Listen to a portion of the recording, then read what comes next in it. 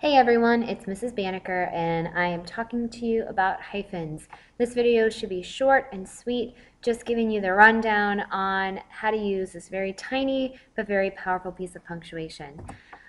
We use hyphens to bring things together, to combine things. We use them to make compound words, compound adjectives. We use them to add some prefixes and suffixes to words, and we can use them with those prefixes and suffixes if we want to avoid confusion in our writing. Hyphens are not dashes, okay? They look kind of similar. Hyphens are shorter, dashes are longer.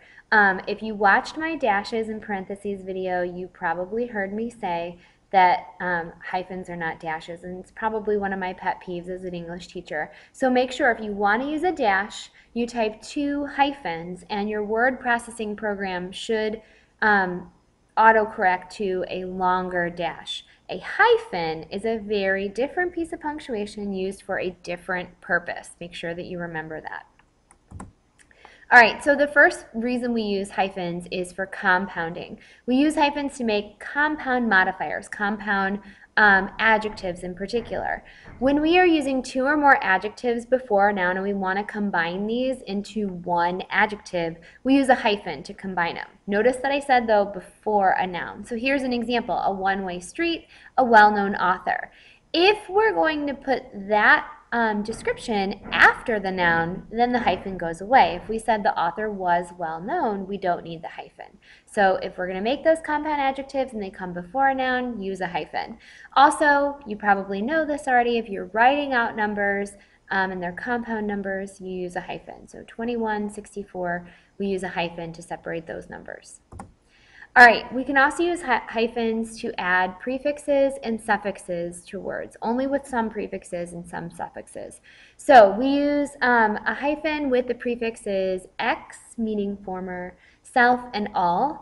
So ex-boyfriend, self-reliance, all-powerful. We can use a hyphen between a prefix and a capitalized word. So with pre, we don't always use a hyphen, but if we said pre-Civil War, or pre-World War I, then because that's a proper noun, that pre is preceding, then we use a hyphen. If we're going to add figures, dates, or use it before, or use just a letter before another word, then we use the hyphen. So t-shirt is hyphenated, we put the hyphen after the T. If we're going to say mid-1980s, we use the hyphen to separate the prefix from the date. With suffixes, we use it with the word elect. So not very often in your writing are you going to have to deal with this. But if you said president-elect or governor-elect, then use a hyphen to add that suffix on there.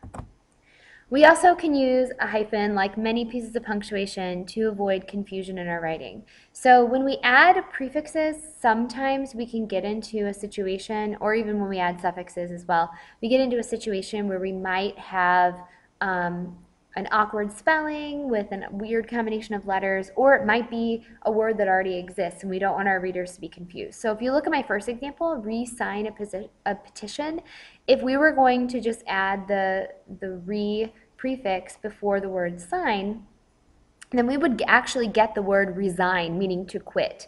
So we don't want our reader to think that we mean resign, so we're going to put the hyphen there so that we know it means to re-sign, to sign again.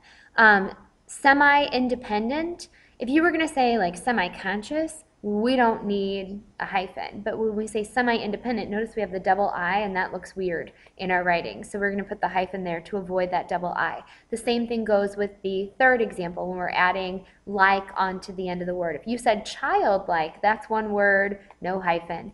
But if you said shall-like, so that we don't have 3 L's, not the double L like I put there, that's a typo there. If we don't want to have 3 L's right next to each other. So just some quick rules for using a hyphen so that you know how to use them correctly in your writing. And again, remember, hyphens are not dashes. If your teacher instructed you to do so, there's some quick exercises below, and feel free to take those even if you weren't instructed, just for some extra practice.